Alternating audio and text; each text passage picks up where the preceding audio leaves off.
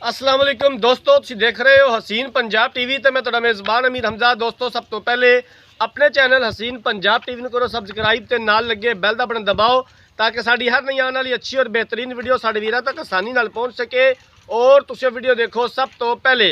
अज जनाब अपने वीरां भरावां वास्ते एक गां की वीडियो लैके हाज़र होए हैं। दूसरा सूआ सूई है, बिल्कुल ताज़ा सूई खड़ी है, जेर हले तक पानी है गां ने। पहला बोला मालका ने चोना है, कैमरामैन सब गां दिखाएंगे। उस तो बाद सारिया गल्लां बातां मालका की जुबानी मालका कोलों पुछांगे। स्याह काला रंग जनाब, सिरों घोनी माशाल्लाह, कद चंगा, वेल चंगी, जर्सी ते फ्रीजन का क्रॉस है।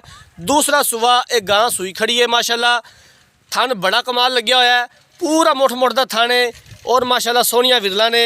हवाना देख सकते हो, कैमरे की नज़र है वीरां दे सामने आ। सील अशराफ माशाल्लाह, थन बड़ा कमाल लग्या होया है, मझ वाला थन लग्या है गां नूं। दूसरा सूआ एक गां सूई खड़ी है। इनू भजन खोल के टोरिया जे। घरां दे जानवर अपने वीरां भरावां नूं दिखाई दे ने, कोशिश करी दी है कि अच्छे तो अच्छा जानवर दिखा सकीए। बाकी लैने देने मुकद्दर ने। जानवर कैमरे की नज़र है वीरां दे सामने आ माशाल्लाह, बड़ा खूबसूरत जानवर है। हवाना देख सकते हो माशाल्लाह, बड़ा कमाल है। दूसरा सूआ एक गां सूई खड़ी है, जेर हले तक पानी है गां ने। हमेशा तो कोशिश करी दी है कि अच्छे तो अच्छा जानवर दिखा सकीए। बाकी लैने देने मुकद्दर ने। अच्छी नस्लजात दियां गावां, प्योर नीली दियां मज्जां देखने और खरीदने वास्ते हसीन पंजाब टीवी नूं सबसक्राइब करना है।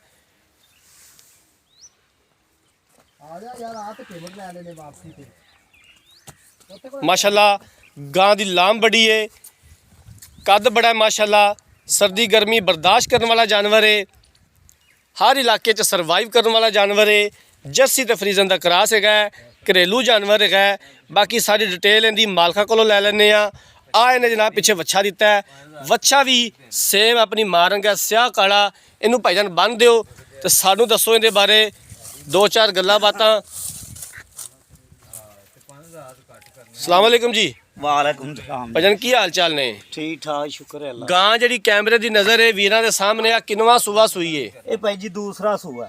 दूसरा सूआ सूई खड़ी है। हाँ जी, जेर हले तक पानी है गां ने। हाँ जी, पानी पानी है अल्लाह दे हुक्म। पिछले सूबे का दुध का की रिकॉर्ड सी? भाई 16-17 किलो करदी रही कर्म वाली। 16 तो 17 लीटर करती रही है। हाँ जी, हुण इन्हू 18 सेर तक करना चाहिए। अल्लाह दे हुक्म नाल अपना 20 सेर दुध गां मेरी करेगी।